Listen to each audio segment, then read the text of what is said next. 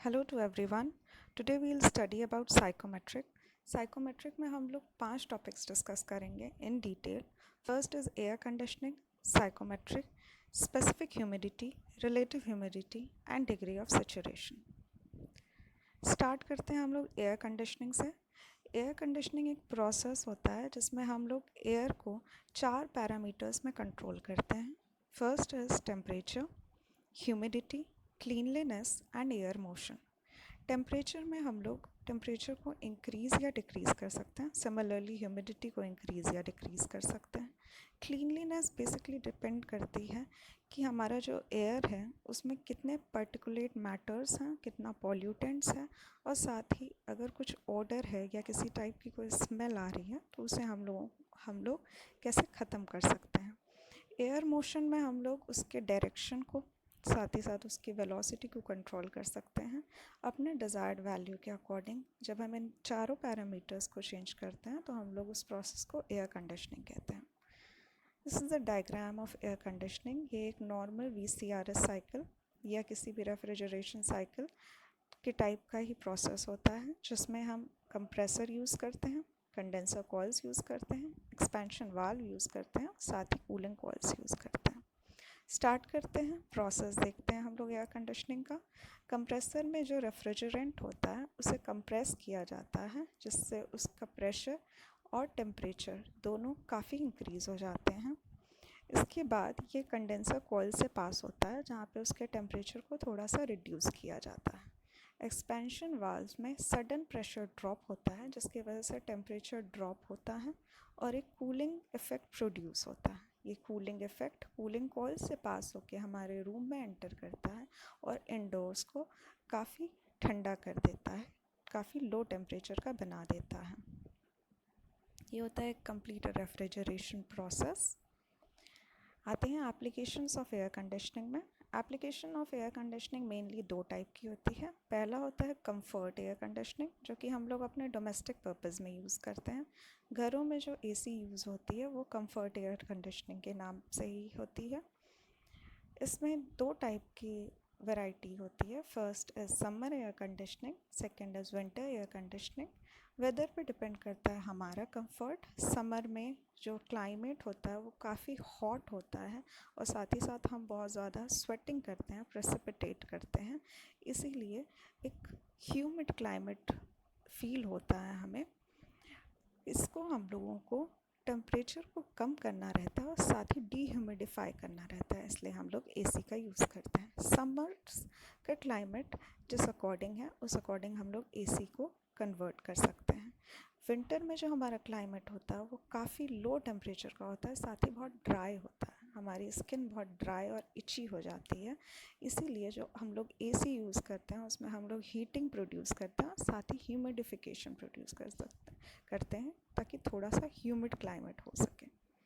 Next is industrial air conditioning. जो भी industries use होती है उसमें किस टाइप का कूलिंग इफेक्ट प्रोड्यूस करना है, साथ ही किस टाइप के एयर का कंडीशन करना है, उस अकॉर्डिंग हम लोग चेंज कर सकते हैं वैल्यूज़, इसलिए हम लोग इंडस्ट्रियल एयर कंडीशनिंग का यूज़ करते हैं।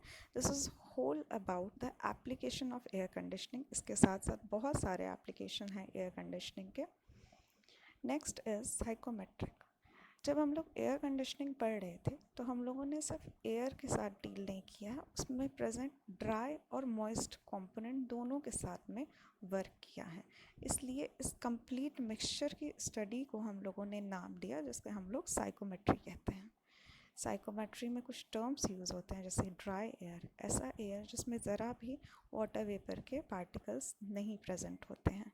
सेकेंड इज़ मॉइस्ट एयर, जो कि थोड़ी नम वायु होती है, इसमें थोड़ा सा मॉइस्चर प्रेजेंट होता है। थर्ड है हमारा सैचुरेटेड एयर। ये ऐसा एयर होता है जिसमें कंप्लीट वाटर वेपर एब्जॉर्ब हो चुका होता है, इससे ज़्यादा वैल्यू वाटर वेपर की एब्जॉर्ब नहीं हो सकती है, ये कंप्लीट सैचुरेटेड हो जाती है। इसकी रिलेटिव ह्यूमिडिटी 100% मानी जाती है। रिलेटिव ह्यूमिडिटी क्या होती है हम लोग आगे पढ़ेंगे। नेक्स्ट है हमारा इम्पॉर्टेंट साइकोमेट्रिक टर्म जिसे हम लोग कहते हैं स्पेसिफिक ह्यूमिडिटी या ह्यूमिडिटी रेशियो। इसे हम लोग ओमेगा से डिनोट करते हैं। यह मास, ये एक रेशियो है जिसमें हम लोग मास ऑफ वाटर वेपर लेते हैं upon mass of dry air लेते हैं। किसी भी वॉल्यूम ऑफ एयर को कंसीडर करते हैं, उस वॉल्यूम ऑफ एयर में दो चीज़ें हो सकती हैं। कुछ पोर्शन होता है ड्राई एयर का, कुछ पोर्शन होता है हमारे वाटर वेपर्स का।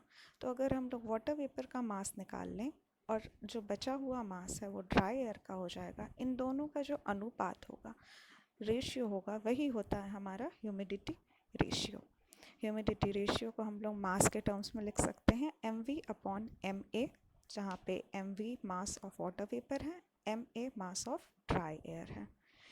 साथ ही इसको हम लोग pv अपॉन RT के टर्म्स में भी लिख सकते हैं, जहाँ पे उसके फाइनल फार्मूला आ जाएगा 0.622 pv अपॉन pa। pa को हम लोग यहाँ पे total pressure minus pressure of water vapour भी लिख सकते हैं। फार्मूला दिया हुआ है आपका। ये होता है हमारा स्पेसिफिक ह्यूमिडिटी। नेक्स्ट है हमारा रिलेटिव ह्यूमिडिटी। रिलेटिव ह्यूमिडिटी एक टाइप का कंपैरिजन है ह्यूमिडिटी रेशियो का, जिसमें हम लोग mass of water vapour consider करते हैं, साथ ही mass of water vapour in saturation consider करते हैं। एक वॉल्यूम ऑफ एयर कंसीडर करिए, इस वॉल्यूम ऑफ एयर में कितना मास है प्रेजेंट कंडीशन में, साथ ही जब हम उसको सैचुरेटेड कर देंगे कम्प्लीटली, तब उस समय उसका कितना मास ऑफ वाटर वेपर होगा। इन दोनों का जो अनुपात होता है वही होता है हमारा रिलेटिव ह्यूमिडिटी। इसे हम लोग मास के टर्म्स में भी लिख सकते हैं, साथ ही साथ प्रेशर के टर्म्स में भी लिख सकते हैं। अगर हम सैचुरेटेड एयर की बात करते हैं तो उसकी रिलेटिव ह्यूमिडिटी 100% होती है, यह हम लोग पहले भी पढ़ चुके हैं। ड्राई एयर 0% होती है, यानी कि इसकी वैल्यू 0 से 100% के बीच में ही लाई करती है। कंफर्ट कंडीशन में हमें जो रिलेटिव ह्यूमिडिटी की वैल्यू चाहिए रहती है वो 40 से 60% चाहिए रहती है। ये होता है कंप्लीट रिलेटिव ह्यूमिडिटी। नेक्स्ट है हमारा degree of saturation. Degree of saturation एक प्रकार का अनुपात है जो humidity ratio of moist air upon humidity ratio of moist air at saturation condition बताता है। मतलब ये ह्यूमिडिटी रेशियो को कंपेयर करता है। एक वॉल्यूम ऑफ एयर कंसीडर करिए, इस वॉल्यूम ऑफ एयर में कितना मॉइस्ट एयर है उसकी ह्यूमिडिटी रेशियो निकालेंगे, साथ ही वो मॉइस्ट एयर जब फुली सेचुरेटेड हो जाएगा उस टाइम में उसका जो ह्यूमिडिटी रेशियो होगा हम वो कंसीडर करेंगे। तो mu is equals to omega upon omega G. Omega G यहाँ पे वैल्यू है एट सेचुरेटेड कंडीशन। इसमें इसे हम लोग प्रेशर के टर्म्स में कन्वर्ट करें तो फॉर्मूला लिखा हुआ है। साथ ही साथ इसे हम लोग कन्वर्ट कर सकते हैं रिलेटिव ह्यूमिडिटी के टर्म्स में। तो mu is equals to relative humidity phi bracket 1 minus P G upon P upon 1 minus P V upon P. ये सारे फॉर्मूले जो हैं ये आपके साइकोमेट्रिक के क्वेश्चंस जब हम सॉल्व करेंगे तो उसमें यूज़ होंगे। डिग्री ऑफ सैचुरेशन पे आते हैं। डिग्री ऑफ सैचुरेशन के फॉर्मूला दिया हुआ है। इसकी जो रेंज ऑफ वैल्यू होती है वो 0 से 1 के बीच की होती है। हमारा डिग्री ऑफ सैचुरेशन हुआ। इस लेक्चर में हम लोगों ने 5 टॉपिक्स डिस्कस किए हैं। अभी और भी टॉपिक्स हैं साइकोमेट्रिक में डिस्कस करने के लिए, जो हम लोग सेकेंड पार्ट में डिस्कस करेंगे।